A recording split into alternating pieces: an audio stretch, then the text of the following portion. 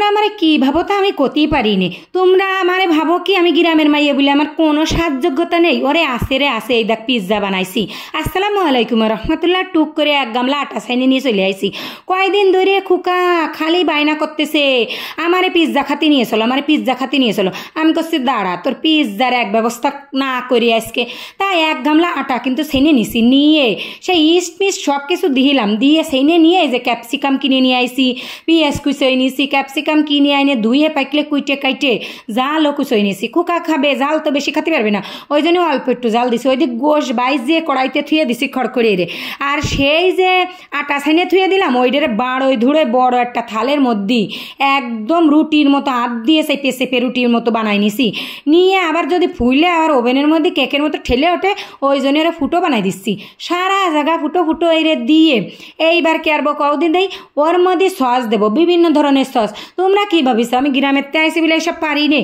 পারি রে পারি। এই দেখো সে বস আছে না, সসের বস, তা দিলাম, আবার একটু চিলি সসও দিচ্ছি। সব দিয়ে ওর মধ্যে ভালো মতন মাহাই নেব। যে কথা কতিলাম, আরে আমি কি শুধু রান্না বাড়া পারি? আমি যেই রাম চুলও বানতে পারি, মুখও চালাতে পারি। তুমি আসো সাইডে আমার সাথে ঝগড়া বাঁধাতি, তোমারে আমি ছাড়িয়ে দেবো না। আবার কিচ্ছু কইয়ে না, আমি তোমারেও কিচ্ছু কব না। কিন্তু তুমি যদি সাইডে কিছু করতে আসো, আমি তো তোমারে ছাড়বো না। ওই রাম রান্না বাড়া রান্নাঘরে গেলি হয়, যে কোনো একটা কিছু আবিষ্কার করে নিয়ে চলে আসবো। কারণ কি, বিশ্ব এখন আমার হাতের মুঠোয়। তোমার হাতের মুঠোয় আছে কিনা আমি জানি না, আমার হাতের মুঠোয় কিন্তু আছে। ইউটিউব যেখানে আছে সেখানে তো সব কিছুই পাওয়া যায়। তাই ইউটিউবের একটু হেল্প নিছি, চুরি চেষ্টামি করে। যাই হোক, সেই যা করেছি। তারপরে সেই সস মাহাইয়ে চিজ দিয়ে দিলাম। ওই খুকার বাপ কিন্তু ওই চিজ নিয়ে আসিল ইন্ডিয়াতে। চিজ দিয়ে সেই চিজ ওই পাতায় পাতায় দিয়ে তারপরে ক্যাপসিকাম পাতাইছি। আবার এক পিরিচ গোস্ত বাইজে থুইলাম, তা দিয়ে দিলাম। দিয়ে সারা জায়গায় মেলাই জেলায় দিয়ে ওই সেই ক্যাপসিকাম আবাই দিচ্ছি। আবার সেই ক্যাপসিকাম দিলে কি হবে, বেশি এরা ক্যাপসিকাম দিলি বলে ভালো ঠায় খাতি। তা আজকে আমি সেই কায়দা মতন বানাবো। বানাইয়ে সেই ক্যাপসিকাম পরতে পরতে দিলাম, দেওয়ার পরে পিঁয়াজ কুচুনে গোল গোলে কেটে দিলাম।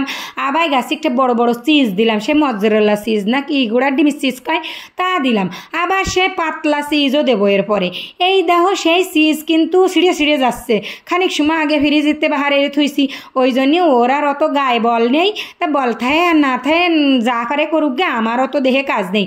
আমি এখন পিৎজা বানাবো, তাই পিৎজা বানাবো। এই যে সেই লেয়ারে লেয়ারে সেই চিজ দিলাম, ক্যাপসিকাম দিলাম, পিঁয়াজ কুচি দিলাম, জাল কুচি দিলাম, দিয়ে ওভেনের মধ্যে ভরিয়ে দিয়ে আধা ঘন্টা চুপ করে বসে থাকলাম। তাহার পরে ওভেনেতে বাহারে এনে দেখি ও মা সত্যি সত্যি কিন্তু পিৎজা হয়ে গেছে। খুকা করছে ওরে আম্মু তাড়াতাড়ি বাইরে আরও পিৎজাটা গিরান বাহার আসছে। কিন্তু সস মনে হয় আমি একটু বেশি দিয়ে ফেলাইছি, পানি ছেড়ে দিছে। এই সসের পরিমাণ মনে হয় কম দিলে এই বুলটা অত না, আমি তো জানি না, পরবর্তীতে